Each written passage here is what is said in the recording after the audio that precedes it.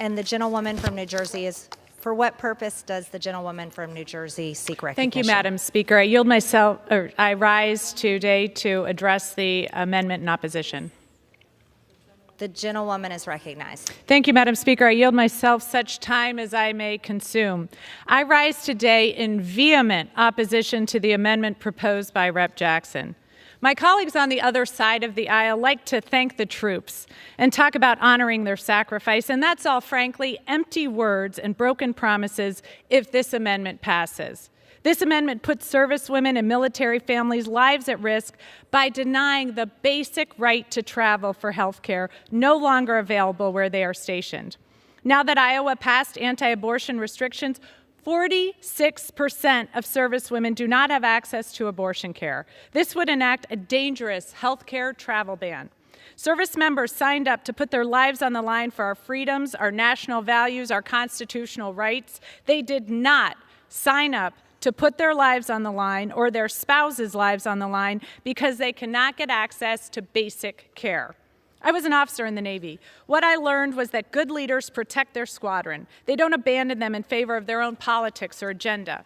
How am I supposed to recommend to young girls in my district that they should attend a service academy like I did when we know this amendment would mean that they'd be signing away their right to basic health care?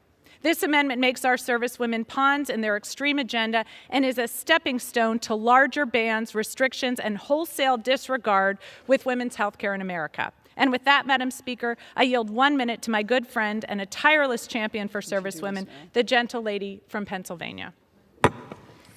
The gentlewoman is recognized. Thank you, Representative Sherrill. And I rise today also in opposition to this harmful and dangerous amendment, a backdoor to a national ban on abortion.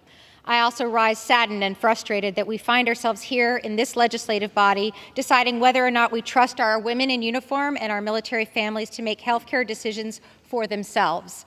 So let me say loud and clear, as someone who has worn the uniform, had a child as an active duty member, and has a uterus, unlike many who are opining on this subject, that I trust women to make the best decisions that they are able to for their own health and their family's health. It is insulting that we have to stand here and ask our colleagues to acknowledge our servicemen and women's and our family members' bodily autonomy. I grew up in a military family, moving dozens of times before I graduated, and then when the time came, I also raised my right hand. Today, that same woman stands before you perplexed. Why would any woman want to enlist when her fundamental freedoms and those of her family are no longer her own?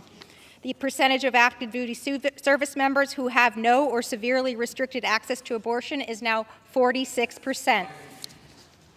I strongly urge my colleagues to oppose this amendment. I would like to strongly associate myself with your remarks. Now, Madam Speaker, I yield 1 minute to my friend and one of our strongest advocates for women's health care, the gentlelady from Michigan.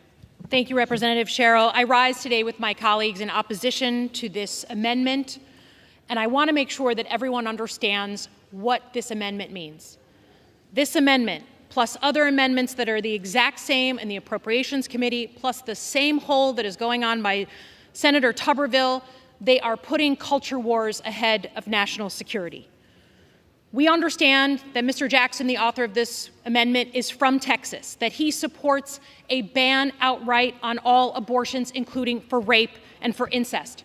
We understand that he doesn't trust women, and he certainly can't claim to care about recruitment into the military.